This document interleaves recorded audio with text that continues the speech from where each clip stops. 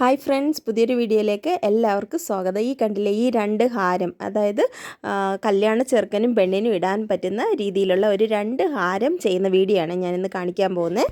അപ്പോൾ നമുക്ക് തുടങ്ങിയാലോ? അതിനായിട്ട് ഞാൻ ആദ്യമായിട്ട് വാങ്ങിച്ച് വെച്ചേക്കുന്ന നെറ്റ് ക്ലോത്ത് ആണ് കേട്ടോ. ഗോൾഡൻ കളർ നെറ്റാണ് മേടിച്ചേക്കുന്നത്.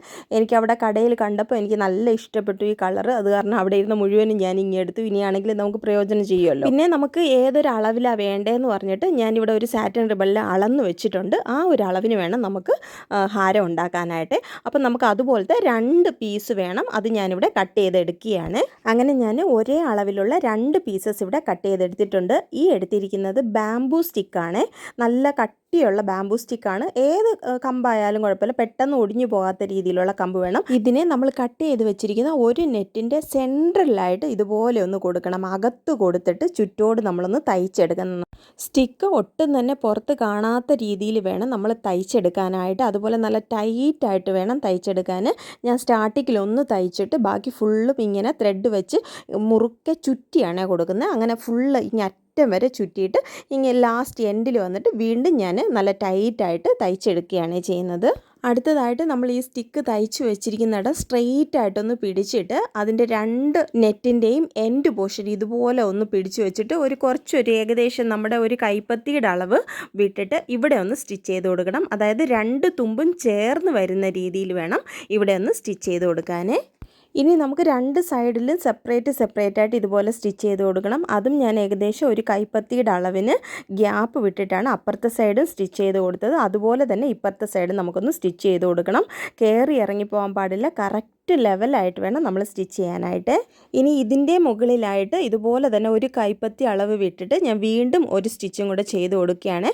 അപ്പോൾ ടോട്ടലി ഒരു സൈഡിൽ നമ്മൾ രണ്ട് സ്ഥലത്ത് സ്റ്റിച്ച് ചെയ്ത് കൊടുത്തിട്ടുണ്ട്. പിന്നെ ഏറ്റവും താഴെയും. പിന്നെ സ്റ്റിച്ച് ചെയ്യുമ്പോൾ പ്രത്യേകം ശ്രദ്ധിക്കേണ്ട ഒരു കാര്യം എന്ന് പറഞ്ഞാൽ നമ്മൾ ഒത്തിരി ടൈറ്റാക്കി വലിച്ചു മുറുക്കിയൊന്നും സ്റ്റിച്ച് ചെയ്യാൻ പാടില്ല. കുറച്ച് ലൂസിന് വിട്ടിട്ട് വേണം നമ്മൾ സ്റ്റിച്ച് ചെയ്യാൻ.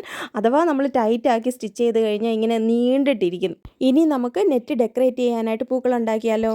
ഞാനിവിടെ എടുത്തിരിക്കുന്നത് ഗ്ലിറ്റർ ഫോം ഷീറ്റാണ്. പണ്ട് ഞാൻ ഇതുപോലത്തെ വീഡിയോ ചെയ്തിട്ടുണ്ട്, ഇതുപോലെ നെറ്റിൽ ഹാരം ഉണ്ടാക്കുന്നത്. അന്ന് ഞാൻ പൂക്കളൊക്കെ ഉണ്ടാക്കിയത് സാറ്റിൻ റിബൺ യൂസ് ചെയ്തിട്ടാണ്. പക്ഷേ ഇന്ന് എനിക്ക് കസ്റ്റമർ പറഞ്ഞ ആ കളറിന് സാറ്റിൻ റിബൺ കിട്ടാത്തത് കാരണമാണ് ഞാൻ അവസാനം ഇങ്ങനെ ഒരു പൂ ഉണ്ടാക്കിയാലോ എന്ന് ആലോചിച്ചിട്ട് ഇതുപോലെ ചെയ്യുന്നത്. ഇത് ഞാൻ ഗ്ലിറ്റർ ഫോം ഷീറ്റാണ് എടുത്തേക്കുന്നത്. പല്ലവന് കൈ കിട്ടുന്നതൊക്കെ ആയുധമെന്ന് പറഞ്ഞെന്തോ ഒരു പഴഞ്ചൊല്ലുണ്ടല്ലോ, അതുപോലെ ഞാനിവിടെയൊക്കെ കോമ്പസ് നോക്കിയിട്ട് കിട്ടിയില്ല. അവസാനം ഈ ഒരു സെലോ ടേപ്പിൻ്റെ ഈ റോളുണ്ടല്ലോ, ഇത് എടുത്തിട്ട് ഇതിൻ്റെ ഒരു അളവിനാണ് ഞാൻ വരച്ചു കൊടുക്കുന്നത്. ഒന്ന് അതിൻ്റെ പുറവശത്തെ അളവും ഒന്ന് അതിൻ്റെ അകവശത്തെ അളവും. പിന്നെ ഞാനൊരു ചെറിയ പാത്രത്തിൻ്റെതും കൂടെ എടുത്ത്, ഒരു ചെറിയ പ്ലാസ്റ്റിക് പാത്രമാണ്, അത് വെച്ചും കൂടെ ഒന്ന് അളന്ന് വട്ടം വരച്ചു കൊടുക്കുകയാണ്. ഈ ഒരു 3 സർക്കിൾ വെച്ചാണ് ഞാൻ ഇന്ന് പൂ ഉണ്ടാക്കാൻ പോകുന്നത്. അപ്പോൾ അത് 3 സർക്കിളും നമുക്കിങ്ങനെ വെട്ടിയെടുക്കാം. ഇതിൻ്റെ സെൻറ്റർ പോർഷൻ ഒന്ന് മാർക്ക് ചെയ്തിട്ട് ഇതിൻ്റെ പെറ്റൽസ് പോലെ ഒരു 8 പെറ്റൽസ് നമുക്കൊന്ന് വെട്ടിയെടുക്കേണ്ടതായിട്ടുണ്ട്. നടുക്ക് കുറച്ച് ഭാഗം വിട്ടിട്ട് ഇതുപോലെ ക്രോസ് ആയിട്ട് നമുക്ക് വെട്ടിയെടുക്കാം. അങ്ങനെ ഓപ്പോസിറ്റ് സൈഡിലും സെൻറ്റർ നോക്കി ക്രോസ് ആയിട്ട് ഇതുപോലെ വെട്ടിയെടുക്കാം. പിന്നെ ഓരോന്നിൻ്റെയും ഇടയിലായിട്ട് വീണ്ടും ഓരോ കട്ട് ചെയ്യുമ്പോഴത്തേക്ക് നമുക്ക് 8 പെറ്റൽസ് മോഡലിലായിട്ട് നമുക്ക് കിട്ടുവേ. ഇതുപോലെ തന്നെ നമ്മുടെ ഈ 3 ഫോം ഷീറ്റിലും ഒന്ന് കട്ട് ചെയ്തെടുക്കാവേ.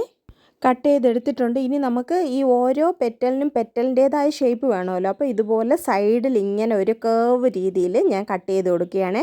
ആദ്യം ഒരു റൗണ്ട് ഫുള്ളും കട്ട് ചെയ്ത് കൊടുത്തിട്ട് ഇതിനെ തിരിച്ച് പിടിച്ചിട്ട് വീണ്ടും മറ്റേ സൈഡ് കട്ട് ചെയ്യുമ്പോൾ നമുക്ക് കറക്റ്റ് ഒരു പെറ്റലിൻ്റെ ഷേപ്പ് കിട്ടുന്നതാണ്.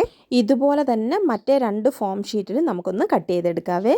അടുത്തതായിട്ട് നമ്മുടെ പൂവിൻ്റെ മിഡിലിൽ വെക്കാനായിട്ട് ഞാൻ വേറെ ഒരു ഗോൾഡൻ കളറിലുള്ള ഫോം ഷീറ്റ് എടുത്തിട്ടുണ്ട്. പിന്നെ ഒരു ഫ്ലവറിൻ്റെ ഒരു പഞ്ചിങ് മെഷീൻ യൂസ് ചെയ്ത് ഞാനത് പഞ്ച് ചെയ്തെടുക്കുകയാണ്. അപ്പോൾ നമുക്ക് നല്ലൊരു ക്യൂട്ടായിട്ടുള്ള ഒരു ഗോൾഡൻ കളറ് പൂവ് ഇവിടെ കിട്ടിയിരിക്കുകയാണ്. ഇനി നമ്മുടെ പൂവിന് ഒരു ഷേപ്പ് വരുത്താനായിട്ട് അയൺ ബോക്സ് ഞാൻ ചൂടാക്കാൻ വെച്ചിട്ടുണ്ട്. കൈ ഒട്ടും തന്നെ ടച്ച് ചെയ്യാതെ നല്ല ശ്രദ്ധയോടുകൂടി നമ്മളിങ്ങനെ ചെയ്യണം. അതായത് നമ്മുടെ ഗ്ലിറ്ററിൻ്റെ ഓപ്പോസിറ്റ് സൈഡ് ഉണ്ടല്ലോ, എം ടി ആയിട്ടുള്ള ആ സൈഡ് വേണം ചൂട് കൊടുക്കാൻ. ചൂട് കിട്ടിക്കഴിയുമ്പോഴത്തേക്ക് അത് പെട്ടെന്ന് ഇങ്ങനെ ചെറുതായിട്ട് ഇങ്ങനെ പോവും. അപ്പോൾ അതിനെ എടുത്തിട്ട് അതിൻ്റെ ഏറ്റവും മിഡിലായിട്ട് എന്തെങ്കിലും ഒരു വട്ടത്തിലുള്ള എന്തെങ്കിലും ഒരു സാധനം വെച്ച് ജസ്റ്റ് ഒന്ന് കുത്തി കൊടുത്താൽ മതി. നല്ലൊരു ഫ്ലവറിൻ്റെ ഒരു ഡിസൈൻ നമുക്ക് കിട്ടുന്നതാണ്. ഇത് ചൂടാവുമ്പം നമ്മുടെ ഈ പെറ്റൽസ് ഉണ്ടല്ലോ, കറക്റ്റ് ഒരു പെറ്റലിൻ്റെ ഷേപ്പിന് ഇങ്ങനെ എംബോസ് ചെയ്ത് വരും. അത് നമുക്ക് തന്നെ കാണാൻ പറ്റും. അപ്പോഴത്തേക്ക് നമുക്ക് അതിൽ നിന്ന് മാറ്റാവുന്നതാണ്. മാറ്റി ഇതുപോലെ ഏതെങ്കിലും ഒരു പഞ്ഞിയായിട്ടുള്ള ക്ലോത്തോ അല്ലെങ്കിൽ ഒരു തലേണയോ എന്തെങ്കിലും വെച്ച് ഇതുപോലെ ഒന്ന് പ്രസ് ചെയ്ത് കൊടുക്കുമ്പോൾ നമുക്ക് നല്ല ഷേപ്പിന് നമ്മുടെ പെറ്റൽസ് റെഡിയായി കഴിഞ്ഞിരിക്കുകയാണ്. ഇനി നമുക്ക് ഈ യെല്ലോ കളറിൽ നമ്മൾ ചെറുതായിട്ട് വെച്ചല്ലോ അതിനെയും കൂടെ ഒന്ന് ചൂടാക്കിയെടുക്കാം. അത് ഞാൻ മറുവശത്താണ് വെക്കുന്നത്, കാരണം നമുക്ക് എന്നാലേ ഈ പൂ വെക്കുമ്പോൾ കറക്റ്റായിട്ട് നമുക്ക് ആ ഷേപ്പ് കിട്ടത്തുള്ളേ. അങ്ങനെ നമ്മുടെ പെറ്റൽസ് 3 റെഡിയായി കഴിഞ്ഞിരിക്കുകയാണ്. ഏറ്റവും വലുത്, ചെറുത്, അതിനെക്കാട്ടിലും ചെറുത്. അപ്പോൾ ഏറ്റവും വലുതും ഏറ്റവും ചെറുതും ഞാനൊന്നും ചെയ്യുന്നില്ല. ഈ മീഡിയം സൈസ് ഉണ്ടല്ലോ അതിൻ്റെ ഓരോ പെറ്റലിൻ്റെ അടിവശത്തും ഇതുപോലെ ചെറുതായിട്ടൊന്ന് ചൂട് കൊടുത്തിട്ട് ഇങ്ങനെ നമ്മൾ വലിച്ചു വിടുമ്പോൾ ഉണ്ടല്ലോ നല്ല ഒരു പെറ്റലിൻ്റെ ഷേപ്പ് നമുക്ക് കിട്ടും. ചൂട് കൊടുക്കുമ്പോൾ പ്രത്യേകം ശ്രദ്ധിക്കണം, മെഴുകുതിരിയോ വേറെ ഒരു ഇതും വെച്ച് ചൂട് കൊടുക്കാൻ പാടില്ല. അങ്ങനെയാണെങ്കിൽ അത് കരിഞ്ഞു പോകും, അതായത് കറുത്ത കളറാവും. ലൈറ്റർ ഉപയോഗിച്ച് മാത്രമേ ഇത് ചെയ്യാൻ പാടുള്ളേ. അതുപോലെ ഒത്തിരി വലിക്കുവാണെങ്കിൽ കീറി വരാനും ചാൻസ് ഉണ്ട്. എനിക്കിപ്പോൾ ഇത് കണ്ട് നല്ല ഒരു ഷേപ്പിന് വന്നിട്ടുണ്ട്. അപ്പോൾ ഏറ്റവും വലിയത് അടിയിൽ വെച്ചിട്ട് അതിൻ്റെ മുകളിലായിട്ട് നമ്മളിപ്പോൾ ഷേപ്പ് ഉണ്ടാക്കിയത് വെക്കണം. ഞാൻ ഗ്ലൂ ഗൺ യൂസ് ചെയ്താണ് ഇത് ഒട്ടിച്ച് വയ്ക്കുന്നത്.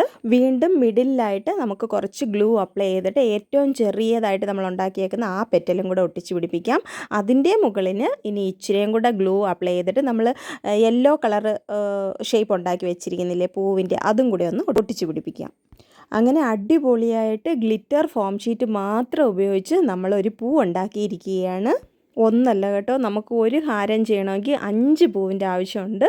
ഞാനങ്ങനെ 5ഉം 5ഉം 10 പൂ യഥാർത്ഥത്തിൽ ഇവിടെ ചെയ്തിട്ടുണ്ട് കേട്ടോ. അടിപൊളി പൂവല്ലേ? എന്നാൽ പിന്നെ നമുക്കിതെല്ലാം കൂടെ ഹാരത്തിലോട്ടൊന്ന് ഒട്ടിച്ച് പിടിപ്പിച്ചാലോ? ഇവിടെ ഹാരം റെഡി ആയിട്ട് ഇരിപ്പുണ്ട്. അപ്പം നമ്മൾ ആദ്യം നൂല് വെച്ച് ത്രെഡ് വെച്ച് നമ്മൾ കെട്ടി വെച്ച പോർഷൻ ഉണ്ടല്ലോ അവിടെ ഓരോന്നും നമ്മൾ ഇതുപോലെ ഒന്ന് ഗ്ലൂ അപ്ലൈ ചെയ്ത് ഒട്ടിച്ചു കൊടുക്കണം. കുറച്ചൊന്നും ഗ്ലൂ അപ്ലൈ ചെയ്താൽ പോരാ, ഇച്ചിരി കാര്യമായിട്ട് തന്നെ ഗ്ലൂ അപ്ലൈ ചെയ്ത് നമുക്കിവിടെ ഒന്ന് ഒട്ടിച്ചു കൊടുക്കാവേ. അങ്ങനെ ഞാൻ പൂവെല്ലാം ഒട്ടിച്ച് കഴിഞ്ഞു. പക്ഷേ അത് ഇൻകംപ്ലീറ്റ് ആണ്. ഇനി കുറച്ച് ബീഡ്സ് ഒക്കെ കൂടെ നമുക്ക് വേണമല്ലോ. അപ്പം ഞാൻ ഓർത്തു ബീഡ്സിന് പകരം ഈ ഫോം ഷീറ്റിനെ തന്നെ നമുക്ക് ഇതുപോലെ പഞ്ച് ചെയ്തെടുത്താൽ ഉണ്ടല്ലോ നല്ല ഗ്ലിറ്റർ ഉണ്ടല്ലോ. അപ്പം ദൂരേന്ന് കാണുമ്പോൾ നല്ല ഷൈനിങ് ആയിട്ടിരിക്കും, നമ്മുടെ ബീഡ്സിനെക്കാട്ടിലും നല്ല എടുപ്പായിരിക്കും. അങ്ങനെ ഞാനിതെല്ലാം കൂടെ പഞ്ച് ചെയ്തെടുത്തിട്ടുണ്ട്. ഇനി നമുക്ക് ഇതിനെ നമ്മുടെ ഹാരത്തിൽ മുഴുവനായിട്ട് ഒന്ന് ഒട്ടിച്ചു കൊടുക്കാം. അധികം ഗ്യാപ്പൊന്നും ഇല്ലാത്ത രീതിയിൽ നല്ല അടുക്കി തന്നെ അങ്ങ് ഒട്ടിച്ചു കൊടുക്കുക. അപ്പം ദൂരേന്ന് കാണുമ്പം നല്ല അട്രാക്റ്റീവ് ആയിരിക്കും, എല്ലായിടവും ഫില്ലായിരിക്കുമ്പോൾ. പിന്നെ ഗ്ലൂ അപ്ലൈ ചെയ്യുമ്പോൾ പ്രത്യേകം ശ്രദ്ധിക്കണം, നമ്മൾ താഴത്തെ ലെയറിലൊന്നും ഇത് ഗ്ലൂ ടച്ച് ചെയ്യാൻ പാടില്ല, എങ്കിൽ എല്ലാ നെറ്റും കൂടെ ചേർത്ത് ഒട്ടിപ്പോവും. അപ്പം നമ്മൾ എവിടെ ഒട്ടിക്കേണ്ടത് അവിടെ മാത്രം ആ നെറ്റ് മാത്രം സെപ്പറേറ്റ് ആയിട്ട് എടുത്തിട്ട് അവിടെ വേണം ഗ്ലൂ അപ്ലൈ ചെയ്ത് ഒട്ടിച്ചു കൊടുക്കാനായിട്ട്.